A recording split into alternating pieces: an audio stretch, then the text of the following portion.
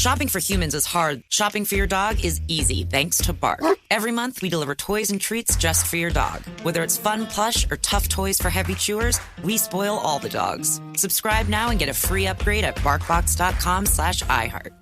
With the best all-inclusive vacation deals to Mexico and the Caribbean, booking your getaway with Cheap Caribbean Vacations means you have more freedom to do your deal. Whether you want to enjoy snorkeling, endless margaritas, and more, or simply soak up the sun and sand in a tropical paradise, Cheap Caribbean Vacations has your deal for that. Plan and book the exact getaway you want at exactly the right price for you by using our exclusive Budget Beach Finder, or find a featured all-inclusive package to Paradisus by Malia Hotels. And do your deal at cheapcaribbean.com. Episode 101, Tips for Being More Intentional with Your Finances. Welcome to the Frugal Friends podcast, where you'll learn to save money, embrace simplicity, and live a richer life. Here are your hosts, Jen and Jill.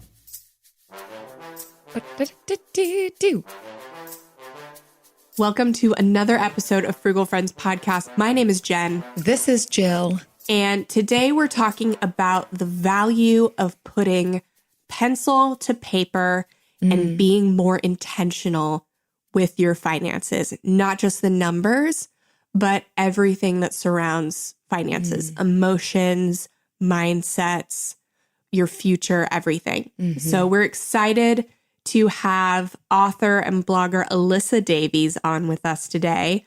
She is the mastermind behind Mixed Up Money, which is an award-winning Canadian finance blog for all What's up, Canada? Our Canadian listeners. Check her out.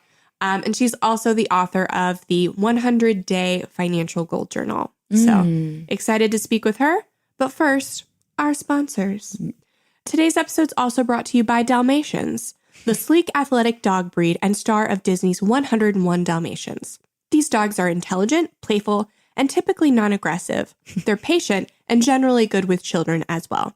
That's why it's reasonable to keep 101 of them as pets. We had 2 Dalmatians growing up, actually.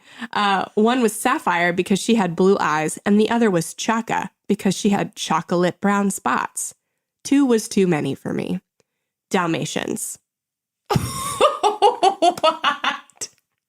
Oh my word, I love that, which is why it's reasonable to have 101 of them as pets. Unless you're like not a pet person with like me, and then it's like, We're moving from a frugal podcast to information on dog breeds. Hey, the Dalmatians wanted you to know why they are attractive dog breed because you don't see them a lot anymore. Well, also because this is episode 101. 101. 101, just like 101 Dalmatians. And everyone will own now. We were going to offer you 101 tips on how to be intentional with your finances, but we couldn't get past 4. Yes. And also 4 is all you want. Yeah, that's really all you need. So Alyssa's going to chat with us about ways to be intentional and how you can put pencil to paper to solidify that intentionality. So without further ado, here's Alyssa Davies. Alyssa, welcome to the show. Thanks so much for coming on. Thanks for having me. I'm excited to chat with you ladies. Yeah. And we're excited for your journal that's coming out. It's really thought-provoking, and we love it whenever you give somebody a reason to really dig deep and think about their finances, not just, the surface level stuff like I need to pay off debt, I need to save more, but like really getting into like why we have the goals that we have and stuff. So super excited to pick your brain a little bit on ways we can be more intentional.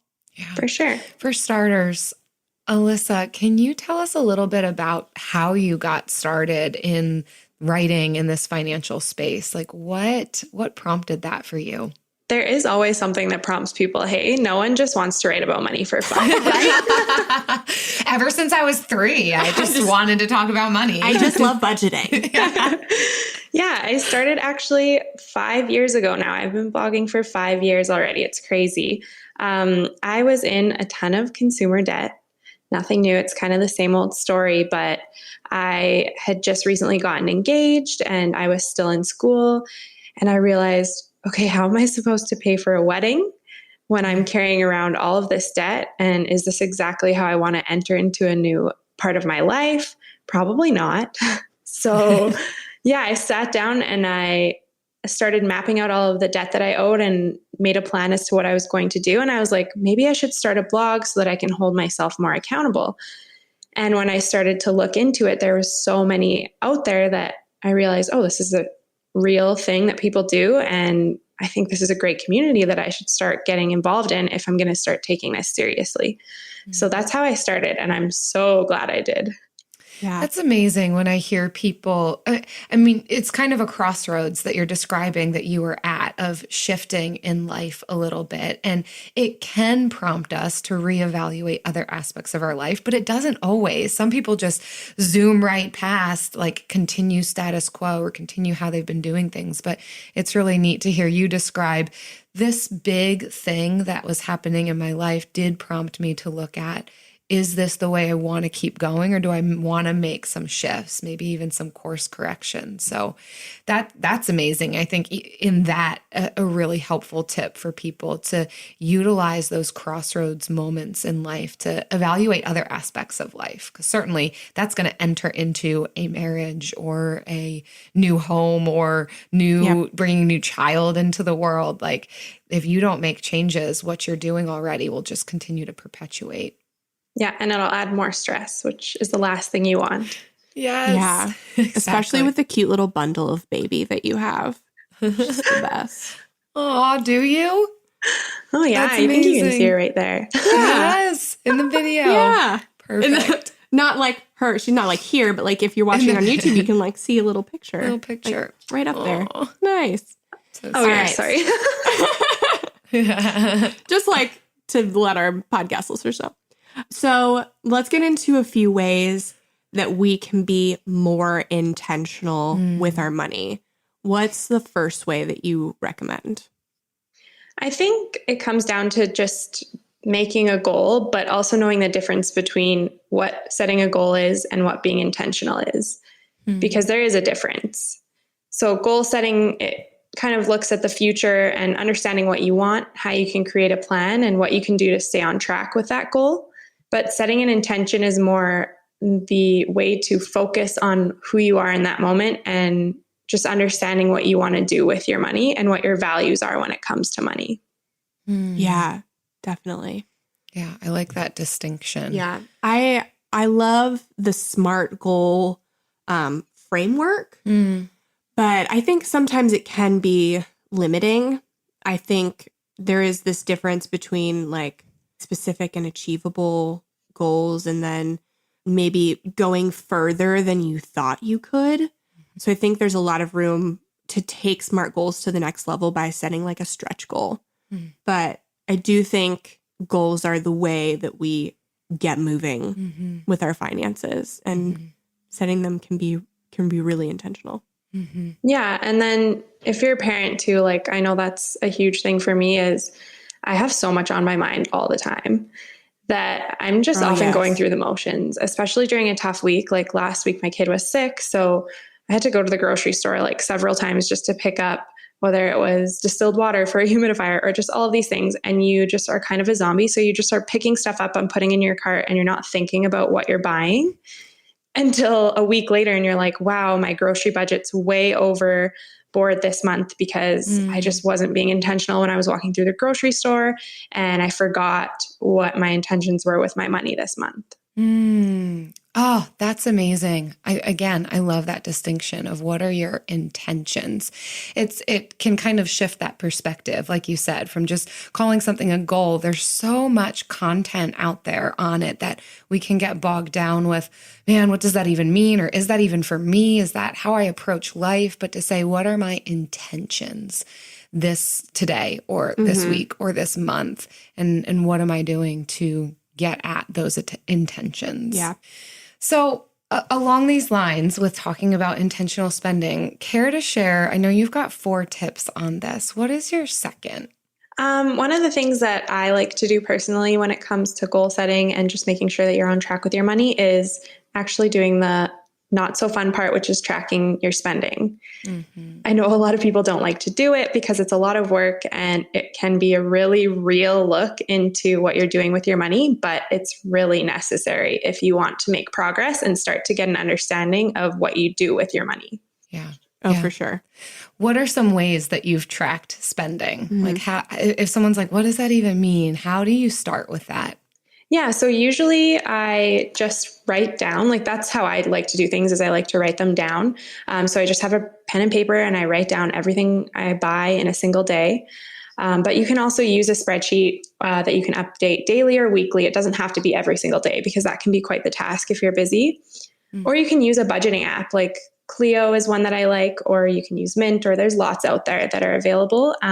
But that's not something I use just because I find it's less likely to keep you accountable because it's all automatic and you're not really being mindful. Yeah. But that's an option.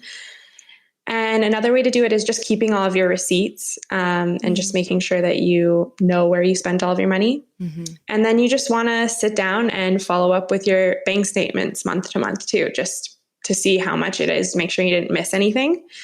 But yeah, it's essentially just tracking every single penny you spend, sitting down and going through all of those expenses and saying, oh, wow, this is actually how much I spend in a month. It's not what my budget says. This is what I'm spending. Yeah. Yeah. And where would you find pen and pencil? Pen and pencil and paper. Where would you, what app would you find that in? Yeah, I love what you're saying, but where do I get pencil and paper? Yeah. That's so true. The junk drawer.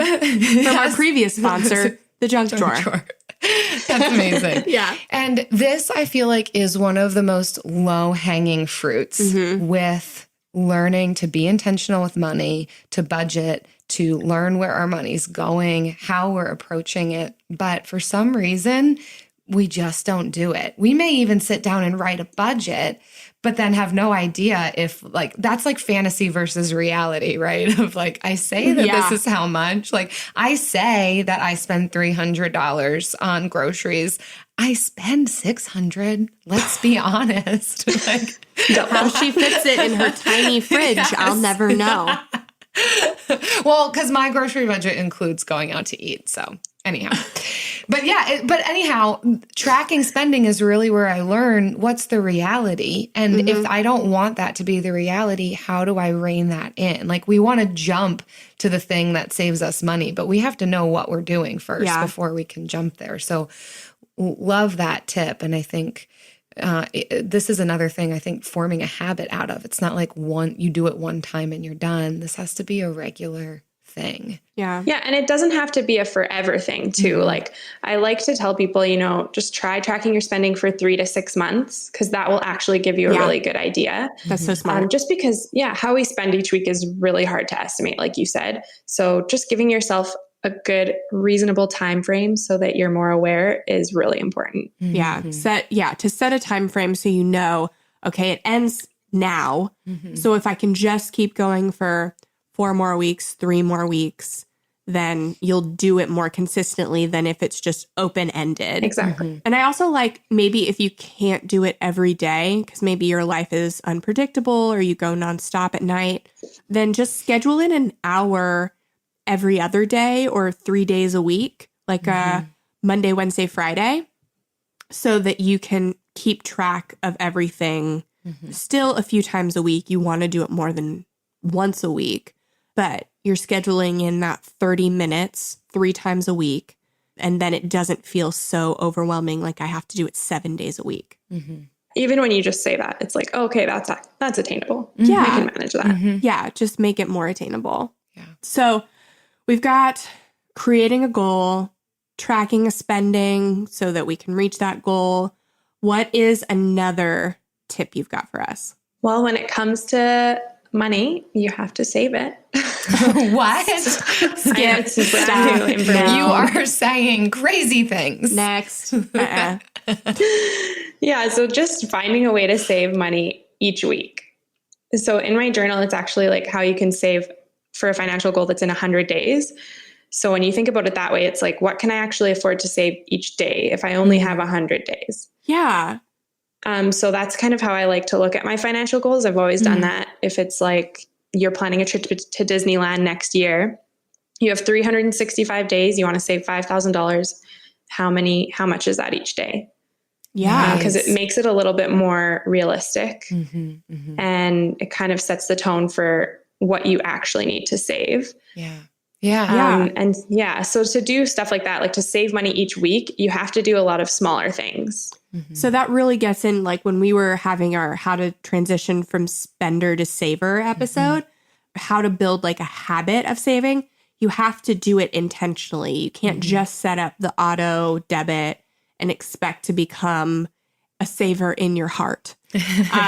But doing something like this, it's finite. It's 100 days and you're doing it every day. Or even like if you're just tracking your transactions every other day or 3 times a week, you're at least doing it 3 to 4 times a week. And that is more than enough to build a habit. Yeah. I think what you're communicating is so great because it speaks to an understanding of humanity that, yes, ideally each year we could put thousands of dollars towards various savings goals, but reality is we don't function that way. We do far better with these small, incremental, breaking it down. What does this mean for me on a daily, weekly basis than we do with the like quarterly, annually kind of approach. Yeah. So yeah, in theory you could, but we don't usually function well with those kind of parameters. So to say, break it down to 100 days, what does that mean daily? My goodness, you're so much more likely to attain that thing if you're being intentional in that way, because it's then becoming part of a routine, which becomes a habit, and makes you more successful in that area. Okay. Saving money. That is intentionally saving money. Yes. So that's the key takeaway from this one, intentionally doing it. What's our last one? The last one is just taking time to actually reflect on your behaviors and the habits that you do have with your money.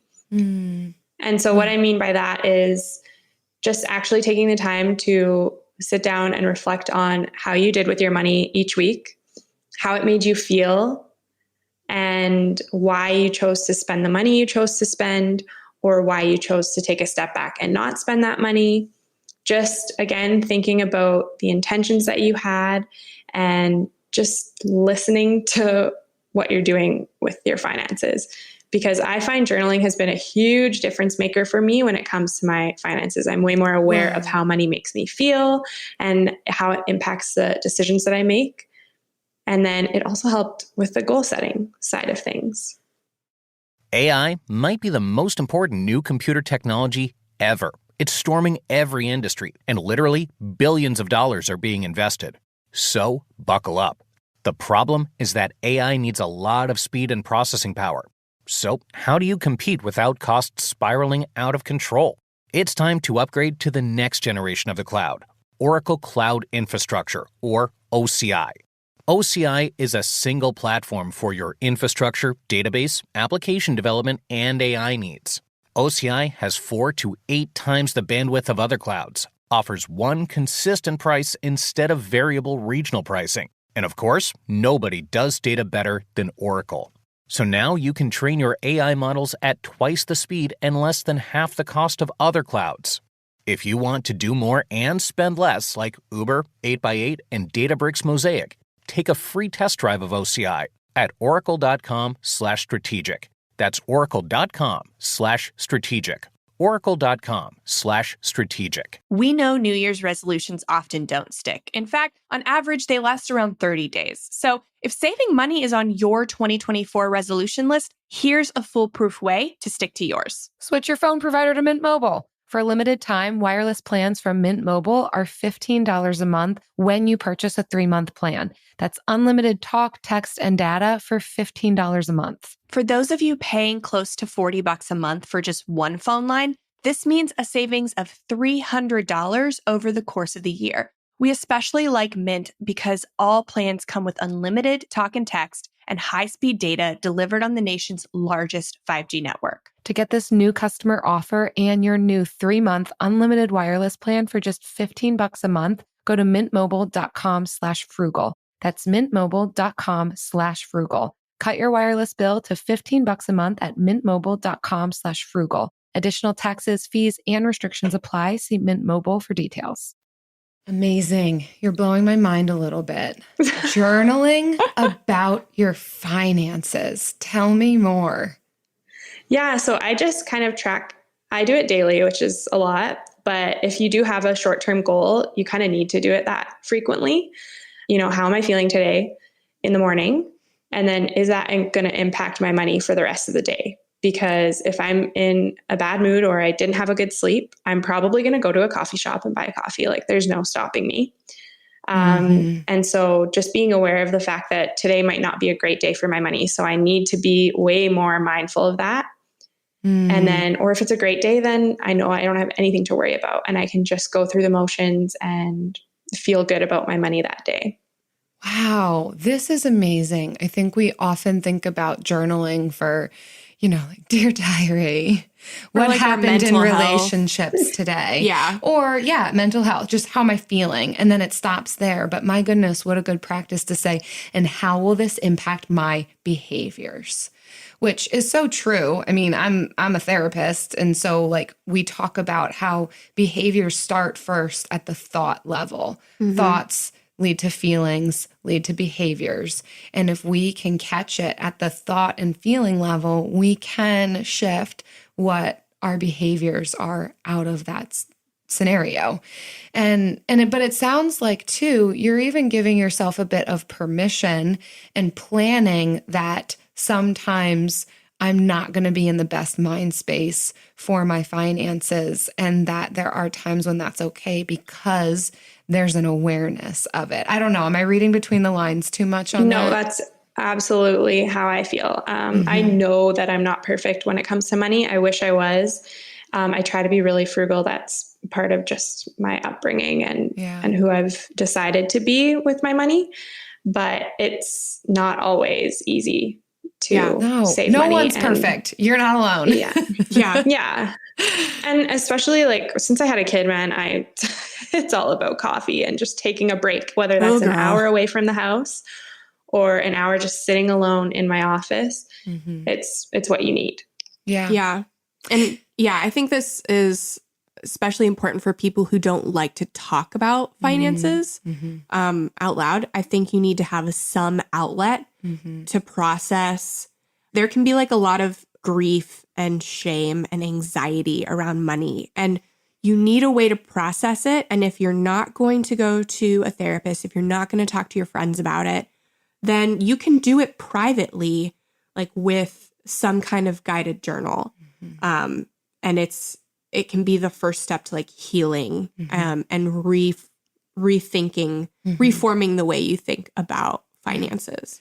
But I love that this is in the top 4 for you in saying that this is part of the process. I think we can so quickly skip by this reflection piece, and whether we journal about that or we just sit and reflect and think about, well, what does this mean as we look over our budget and our finances, and where do my values lie? And do I want to make any shifts and changes? I think we can just fly past all of that. All right, I did my budget, I did my savings, I'm being intentional, but never stopping to say, and is this working, and do I want to continue? Or what am I learning about myself? Taking that to the deeper level of who am I as a result of what I see my finances. I mean, that there's quotes out there, right, about show me your bank account statement and I'll tell you what you value. I'll tell you where your priorities are. Certainly we're going to put our money where our true priorities are. And if they're not there, then let's shift that. Or that's not actually what we want to be a priority, then let's shift that. But that's only going to happen by reflecting and looking back and identifying these things. Yeah. 100%. Yeah. Money is so emotional. Oh, for sure. Yeah. And we forget that it's linked to those aspects of our personhood. We think it's separate. We think it's this stale kind of businessy thing. But yeah, it is wrapped up in relationships and 100%. Emotions and everything. 100%. You know what else is 100%? The bill of the week.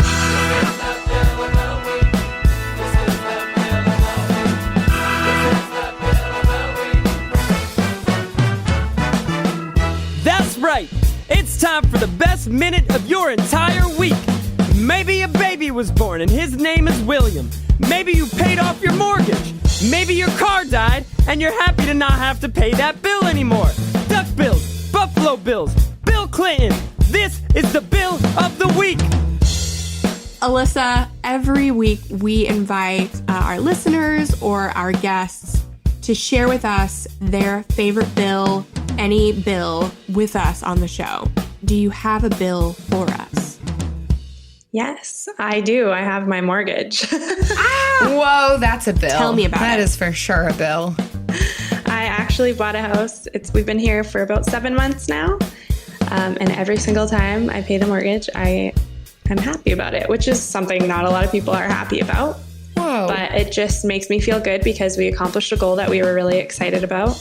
We have a permanent place to build memories as a family, and I feel like I've done what I wanted to do with my money, and now I can just enjoy that. Mm-hmm. Yay. Oh, that's lovely. I also love my mortgage.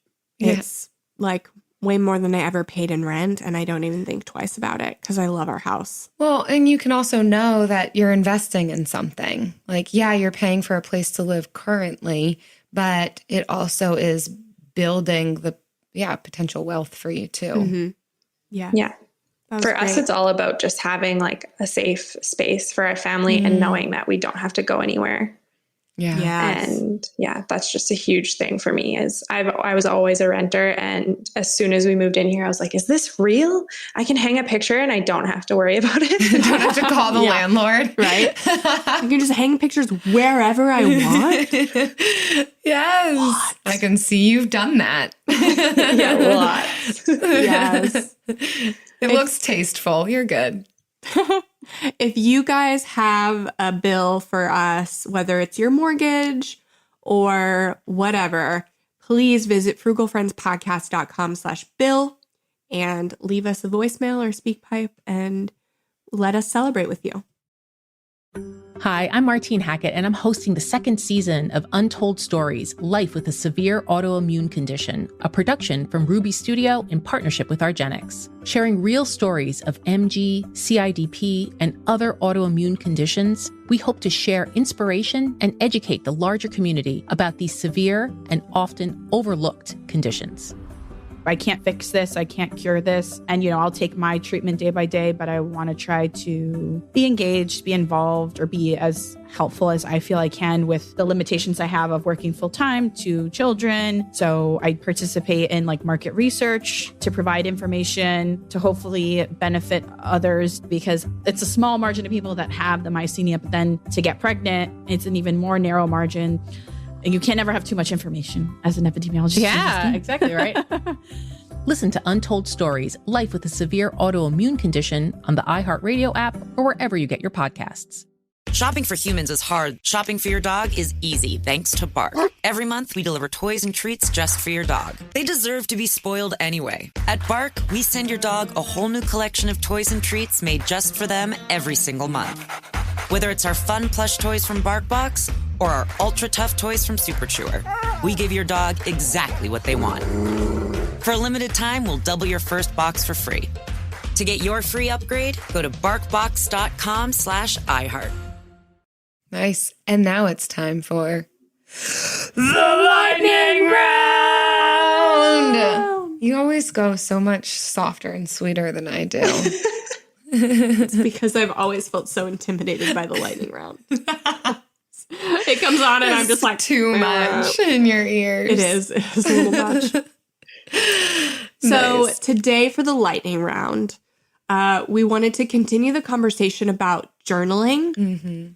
So we're going to go through how we value the significance of putting pencil to paper when dealing with your finances. And so we're each going to share a different valuable tidbit, insight, feeling, something. Our thoughts on why that's important. Yeah, because how it's affected us individually. Yeah, maybe. Because you, Alyssa, have written a 100-day financial goal journal.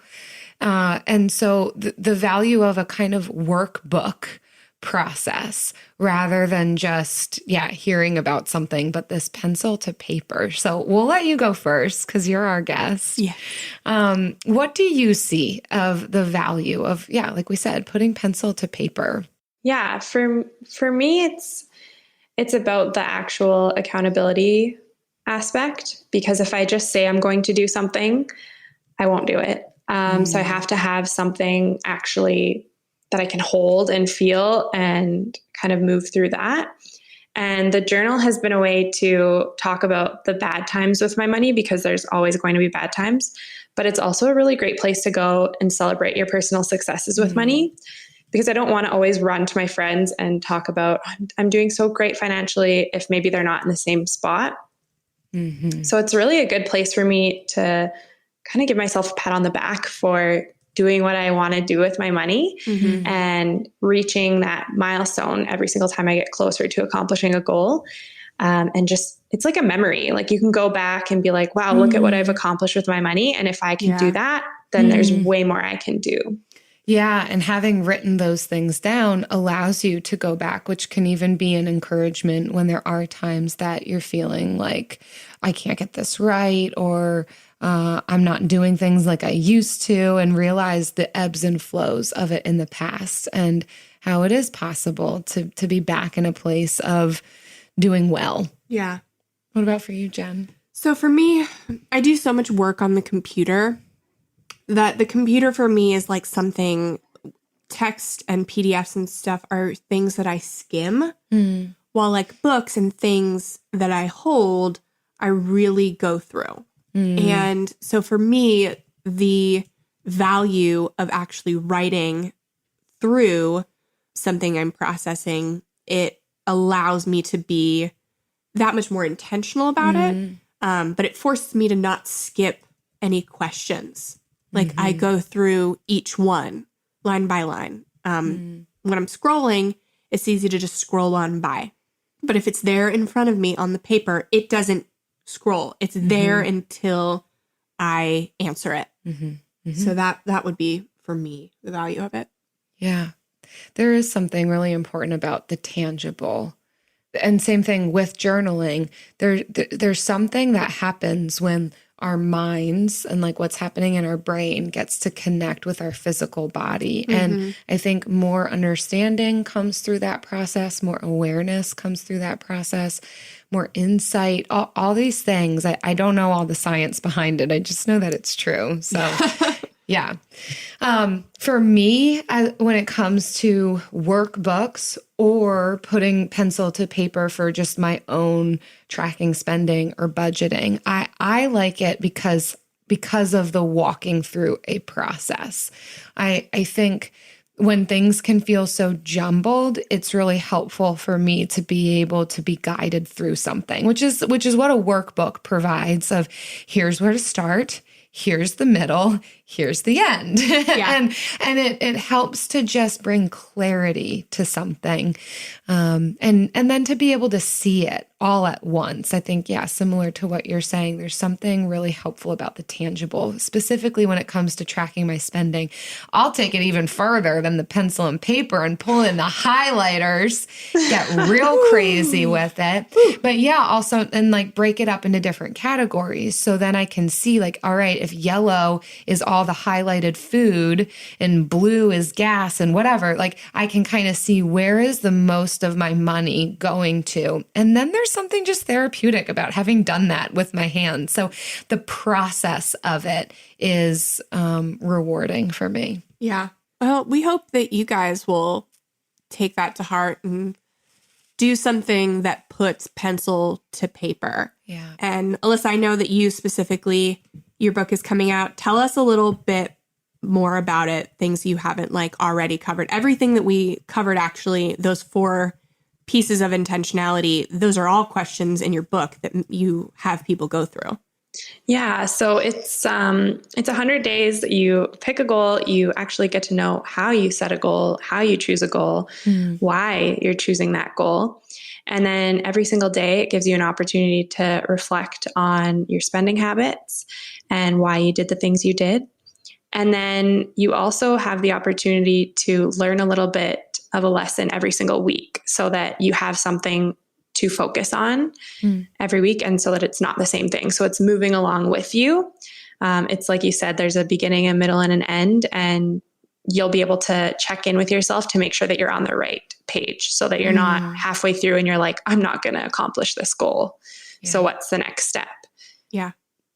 That's awesome. Where can we get more from you, Alyssa, if people want this book, if they want to read more of your content? For sure. So the book is available for pre-order right now, but it actually comes out on April 7th. So mark your calendars. And you can get that on barnesandnoble.com or Amazon. It's available. And you can find me on mixedupmoney.com, and all of my information's there. So if you want to follow me on social media or anything, you can head there and get all the links you need. And Alyssa draws the cutest, greatest drawings on Instagram. You actually have to follow her. It's a requirement. It's Mixed Up Money. You will not be sorry. They're so amateur, but I have so much fun doing it. Absolutely love them for all of their character. I love them. You got to have fun with it. That's part of this process. Yeah. Well, thanks, Alyssa, for coming on and sharing your wisdom and your book with us. And we are super, super looking forward to it coming out and maybe putting some more pencil to paper in our own finances. Yes, 2020, the year of papers and pens. Yes. I'm in it. I'm here for it. Yes, get back to the basics. Amazing. I mean, so just tangible tips. I love it when we can break things down into digestible information. Yeah. I love it when I think that an interview is going to go one way and then it actually goes another way that's like much more, not just like profound, but like much more tangible. Yeah. Like with more tangible tips and things that I can get out of it. So I loved it. Journaling about finances is going to stick with me. For sure. For sure. All right, guys. So we are wrapping up. And as you know, we just want to keep thanking you all for the ways that you are listening and engaging with this content. And one of the ways we want to thank you is by reading a kind review that we found, because they all get emailed to us. So we read all of them, but we highlight the kind ones. Yes. So this one is from Clarice. She says, awesome podcast. Jen and Jill, host of the Frugal Friends podcast, highlights all aspects of business, investing, and more in this can't miss podcast. The hosts and expert guests offer insightful advice and information that is helpful to anyone that listens. Thanks so much, Clarice. Like, what kind words to say. Yes. Thank you so much. So we always thank our listeners that leave us a review, but we also want to thank our listeners who share us on social media. That is a big way that people find out about us. And so we just want to thank you by including you in our monthly giveaway. So we want to include that on our Amazon gift card giveaway by looking at how you tag us. So tag our latest episode this week on Facebook or Instagram, and you will be entered into that drawing. We'll give one winner a gift card for every 5 tags or reviews we get at the end of the month. Yeah. So it's a $10 Amazon gift card that you would receive both by, there's 2 ways, by either tagging the most recent episode or by still leaving a review and screenshotting that review and sending it to frugalfriendspodcast@gmail.com. So 2 different ways to enter that drawing. You know the drill. That's it. Thank you. Thank you for listening, and we'll see you next week. Bye. Frugal Friends is produced, edited, and mixed by Eric Sirianni.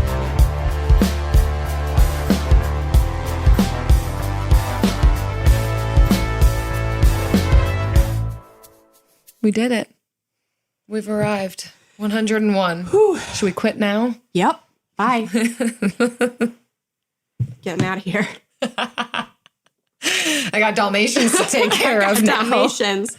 Freaking Dalmatians. Yeah, that's what I'm going to do. Can't do a podcast anymore. Got to feed the Dalmatians.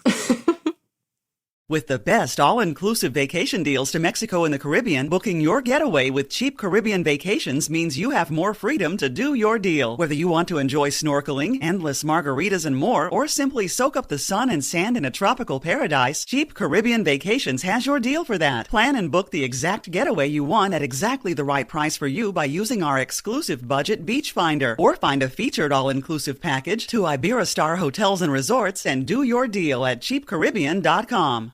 Have you heard about Vyvgart, F-Gard Tegamod Alpha F-Cab? Ask your neurologist if Vyvgart could be right for you and learn more at vyvgart.com/learn. That's VYVGART.com/learn. Brought to you by argenx.